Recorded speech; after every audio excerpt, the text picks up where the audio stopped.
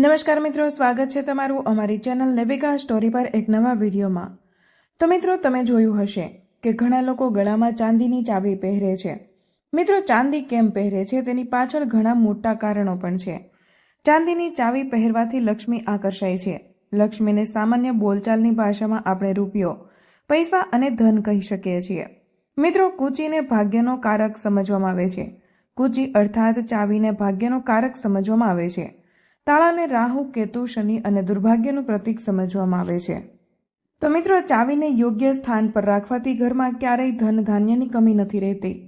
માતા લક્ષ્મીને શા માટે રાખવી જોઈએ, ક્યાં રાખવી જોઈએ ચાવી, આ સંપૂર્ણ જાણકારી હું આ વિડીયોમાં જણાવીશ, તેથી વિડીયોને ધ્યાનથી જોજો। આપ સૌ લોકોનું ફરી એકવાર સ્વાગત છે। આજે વિડીયોનો વિષય ખૂબ જ સુંદર છે। આજે આ વિડીયોમાં હું આપ લોકોને ચાવીના વિશે જબરદસ્ત, પાવરફુલ અને ચમત્કારિક પ્રયોગો જણાવીશ। આ વિડીયો તમારા ફાયદા માટે પૂરો જરૂર જોજો। જો આજનો વિડીયો મિસ કરી દીધો તો પછી આખી જિંદગી તમારે પછતાવવું પડશે। પછી તમે લોકોમાંથી ઘણા લોકો અમને વારંવાર કમેન્ટ કરો છો, મેલ કરો છો કે ગુરુજી, અમે નિર્ધન છીએ, અમારા ઘરમાં વાસ્તુ દોષ લાગ્યા છે, અમે ભયંકર પરેશાન છીએ, અમારા ઘરમાં પૈસા આવે છે પરંતુ ટકતા નથી। તો આ કયા કારણો છે તે જણાવી દો। તેથી હું બોલી રહી છું કે આ વિડીયોને ફાયદા માટે શરૂઆતથી લઈને અંત સુધી જરૂર જોજો। આજે હું આપ લોકોને તાળા ચાવીની સંપૂર્ણ જાણકારી જણાવીશ। ચાવીમાં છુપાયેલું છે માનવની કિસ્મતનું રાજ। કેવી રીતે રાજ છુપાયેલું છે, આ બધી જાણકારી આ વિડીયોમાં આપ તમામ દર્શકોને જોવા મળશે। સર્વપ્રથમ હું આપ લોકોને ચાવીની કેટલીક જાણકારી જણાવી દઉં કે ચાવી આપણા ઘરના કયા સ્થાન પર રાખવી જોઈએ, ચાવી કેવી રીતે રાખવી જોઈએ, ચાવી રાખવાનું સ્થાન ક્યાં છે, આ ઓળખી લો। સૌપ્રથમ જાણીએ ચાવી વિશે। તો તમે જોયું હશે કે દરેક તાળાની તોડ ચાવી હોય છે। જી હા, દરેક તાળાની જે તોડ હોય છે તે ચાવી હોય છે। અને તમે જોયું હશે કે જ્યારે આપણે લક્ષ્મી પૂજા કરીએ છીએ તો લક્ષ્મી પૂજા દરમિયાન માતા લક્ષ્મીને પ્રસન્ન કરવા માટે ઘરમાં ચાવી લાવીએ છીએ। દિવાળીના દિવસે ઘરમાં ચાવી લાવવામાં આવે છે। એવી તેવી ચાવી નથી લાવતા। ચાવીમાં કેટલીક એવી ચમત્કારિક શક્તિઓ હોય છે, કેટલાક એવા ગુણો હોય છે, કેટલીક ચાવીઓમાં એવી શક્તિઓ સમાય છે જેનાથી માનવની આધ્યાત્મિક ઉન્નતિ થઈ શકે છે। આપ તમામ દર્શકોને જણાવવા માંગીએ છીએ કે જ્યારે નવી નવેલી દુલ્હનના પ્રાચીન સમયમાં લગ્ન થતા હતા અને આજે પણ ગ્રામીણ વિસ્તારોમાં નવી નવેલી દુલ્હનના લગ્ન થાય છે તો તેમને ચાવીનો જોડો આપવામાં આવે છે। ચાવીનો જોડો કેમ આપવામાં આવે છે તે પણ જાણી લો। શાસ્ત્રોમાં જે નવી નવેલી દુલ્હન છે તેને ઘરની લક્ષ્મી સમજવામાં આવે છે અને ધનની દેવી લક્ષ્મી સમજવામાં આવતી હોવાથી ઘરની દેવી જે લક્ષ્મી છે તે કોની તરફ આકર્ષાય છે, તો નવી નવેલી જે દુલ્હન છે તેની તરફ આકર્ષાય છે।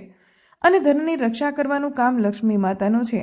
અને ઘરની લક્ષ્મી કોણ છે, તો નવી નવેલી દુલ્હન। દુલ્હનને એટલા માટે ચાવીનો જોડો આપવામાં આવે છે। ચાવીને ક્યારેય ખોટી દિશામાં ન રાખવી જોઈએ।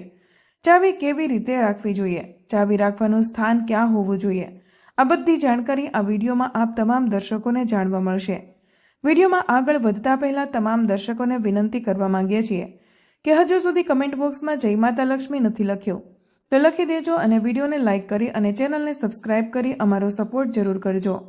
હું દરેક દિવસે દરેક વિડીયોમાં બોલું છું કે આ એક ચેનલ નહીં પરંતુ આપ તમામ દર્શકોનો પરિવાર છે, જેમાં તમે અને બધા સભ્યો અને હું સ્વયં જોડાયેલી છું।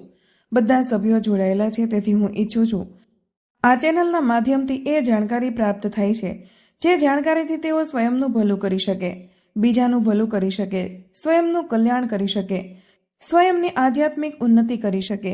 કોઈ પરેશાની હોય તો મને મેલ કરી શકે અને કમેન્ટ કરીને પૂછો, હું બિલકુલ તમારી મદદ કરીશ। અને હવે આવીએ અને જાણીએ તાળાના ચાવીના કેટલાક પ્રયોગો। મોટાભાગના લોકો શું કરે છે કે તાળા ચાવીને ગમે ત્યાં ફેંકીને મૂકી દે છે। એવું ન કરવું જોઈએ। તાળાને શું કહેવાય છે, તો જે તાળો છે આને રાહુ માનવામાં આવે છે। તમે જોયું હશે કે બંધ કિસ્મત, જે આપણી કિસ્મતમાં તાળું લાગેલું છે, ઘણા લોકો બોલે છે કે તાળો એટલે રાહુ, તો જે તાળો છે તે રાહુનું પ્રતીક સમજવામાં આવે છે।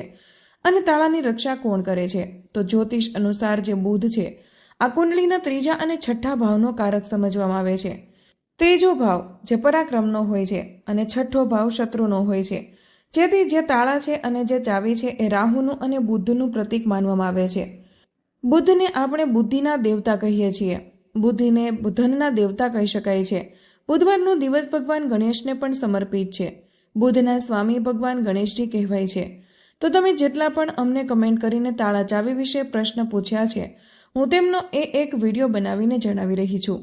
વિડીયોને ધ્યાનથી જોજો. જો વિડીયો મિસ કરી દીધો તો પછી તેમાં તમારું નુકસાન થવાનું છે, કારણ કે કોઈ પણ જાણકારી વ્યર્થ હોતી નથી. અત્યારે નહીં તો પછીના સમયે કામ આવે છે. આપણે એક પ્રકારના યુટ્યુબર છીએ અને આપ લોકોને જાણકારી જણાવી રહ્યા છીએ. જાણકારી જોવી કે ન જોવી તે તમારા પર નિર્ભર કરે છે, પરંતુ કોઈ પણ વિડીયોને તમે મિસ કરશો તો તે જાણકારી પછીના સમયે કામ આવે છે.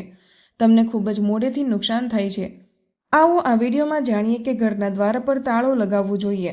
આપ લોકોમાંથી મોટાભાગના લોકો એવા છે જે અમને કમેન્ટ કરીને પૂછે છે કે ઘરના મુખ્ય દ્વાર પર અમારે લોખંડ કે પછી તાંબા કે પછી ચાંદીનું તાળું લગાવવું જોઈએ. તો અમે તમારી યોગ્યતા અનુસાર ઘરના મુખ્ય દ્વાર પર તાળા લગાવી શકો છો. પરંતુ ધર્મશાસ્ત્ર એવું સમજાવવામાં આવે છે કે ચાંદીના જે તાળા છે તેને લગાવવા ખૂબ જ શુભ માનવામાં આવે છે. અને એક વાત આપ તમામ દર્શકો આજના આ વિડીયોમાં જાણવાના છો કે ક્યારેય પણ તમે ઘરની બહાર જાઓ, તમે તે ઘરમાં રહો જ કે ન રહો, પરંતુ તે ઘરમાં એક તાળું જરૂર લગાવીને જાઓ. તમે ઘરમાં બહાર ફરવા માટે જઈ રહ્યા છો, ઘરના ગેટ પર તાળું લગાવી દેજો. તે તાળું ભલે સંપૂર્ણ રીતે ન લાગ્યું હોય, પરંતુ ક્યાંક ને ક્યાંક તમે તાળાને લગાવીને રાખી દેશો.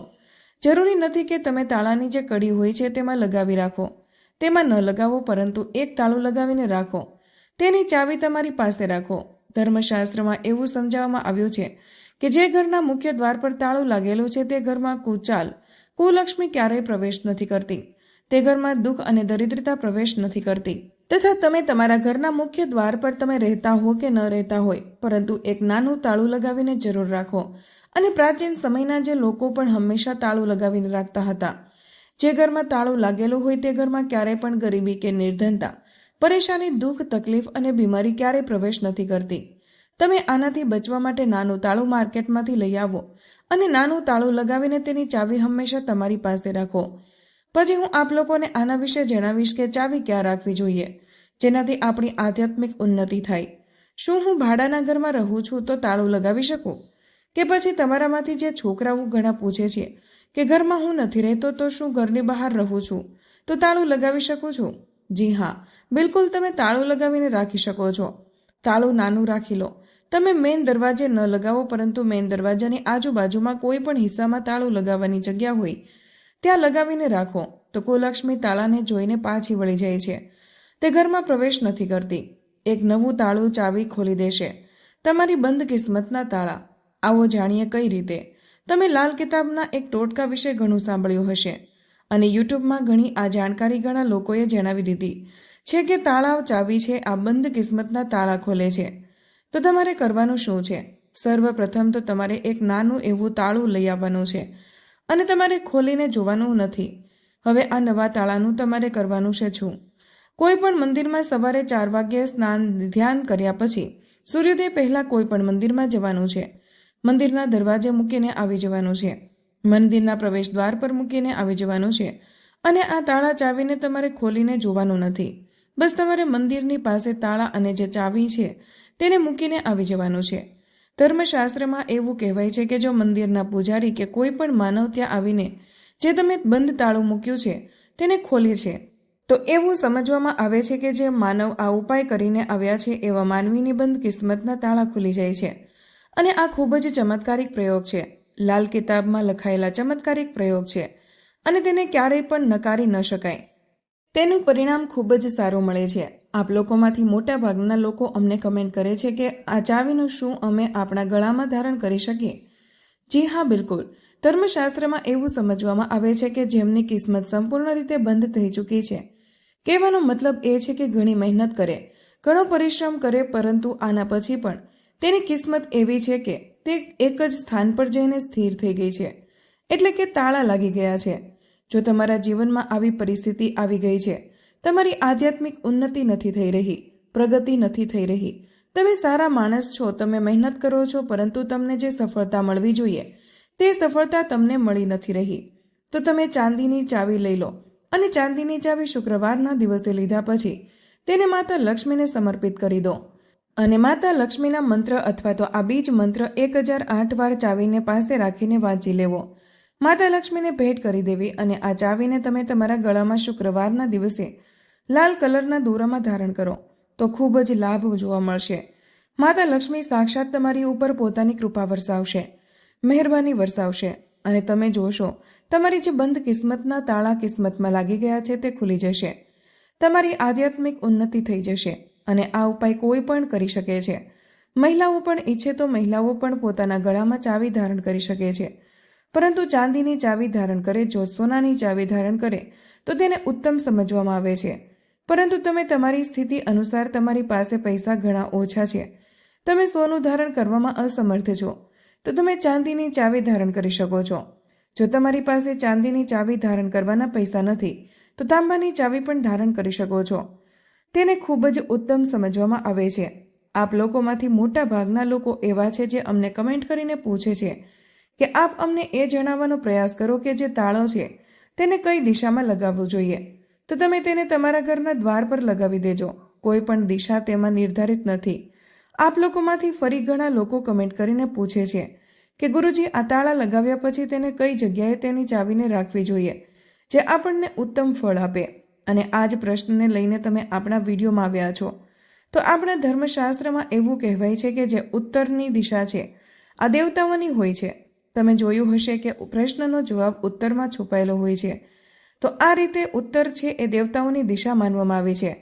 જો તમે ઉત્તર દિશામાં ધ્યાનથી સાંભળો, ઉત્તર દિશામાં તમારા ઘરના દ્વાર પર તમે જે તાળું લગાવીને રાખ્યું છે તેની ચાવી ઉત્તર દિશામાં રાખો અથવા પશ્ચિમ દિશામાં તરફ મોઢું કરીને રાખી દો તો તેને ખૂબ જ શુભ સમજવામાં આવે છે. પરંતુ હું આપ લોકોને જણાવવા માંગીશ કે આ બંને દિશામાં ન રાખીને તમારા ઘરના દ્વાર પર અથવા ઘરના કોઈ પણ હિસ્સામાં તાળું લગાવીને રાખો. તેની ચાવી લક્ષ્મીજીની ફોટો કે મૂર્તિની પાસે મૂકી દેજો અને માતા લક્ષ્મીને પ્રાર્થના કરો કે માતા, અમે તાળું લગાવીને રાખીશું અને હવે ચાવી તમને સમર્પિત કરી રહ્યા છીએ. આ ચાવીથી તમે અમારા ઘરમાં બરકત કરો. માતા, તમારા બહેન કુલક્ષ્મીને આવતા રોકો. જે રીતે તમે પ્રાર્થના કરો, જે લોકો ઈચ્છે છે કે તો તુલસીના છોડની પાસે પણ ચાવી રાખી દો. તુલસીને સકારાત્મક છોડ કહેવાયો છે. તુલસીની પાસે કદાપી નકારાત્મક શક્તિ જેમ કે રાહુ છે અથવા જે કુલક્ષ્મી છે, દરિદ્રતા છે, ક્યારેય ઘરમાં નથી આવતી. તેથી તુલસીના છોડની પાસે અથવા તુલસીની નીચે તમે ચાવી રાખવાનું શરૂ કરી દેજો. માતા લક્ષ્મીની કૃપાથી ક્યારેય પણ તમારા ઘરમાં અન્ન ધન ઓછું નહીં થાય. પણ ચાવીમાં એક કામ અવશ્ય કરજો. લક્ષ્મીજીનું લોકેટ જરૂર લગાવીને રાખજો અથવા શ્રી યંત્ર લગાવીને રાખજો. એવું સમજવામાં આવે છે કે સ્થાન પર માતા લક્ષ્મીનું સ્વરૂપ હોય છે. જે સ્થાન પર માતા લક્ષ્મીનું શ્રી યંત્ર કે લોકેટ ચાવી સાથે લગાવેલું હોય છે તે સ્થાન પર ક્યારેય પણ દરિદ્રતા પ્રવેશ નથી કરી શકતી. તો મિત્રો, આજનો વિડીયો અહીં પૂર્ણ કરીએ છીએ. આજની આ માહિતી તમને કેવી લાગી અને આ વિડીયો કયા શહેરમાંથી સાંભળી રહ્યા છો તે કમેન્ટમાં જરૂર જણાવજો. માહિતી પસંદ આવી હોય તો વિડીયોને લાઇક અને તમારા મિત્રો સાથે શેર કરજો. ચેનલ પર નવા હોય તો ચેનલને સબસ્ક્રાઇબ કરવાનું ભૂલશો નહીં. મળીએ એક નવા વિડીયોમાં. ત્યાં સુધી બધાને જય શ્રી કૃષ્ણ. ધન્યવાદ.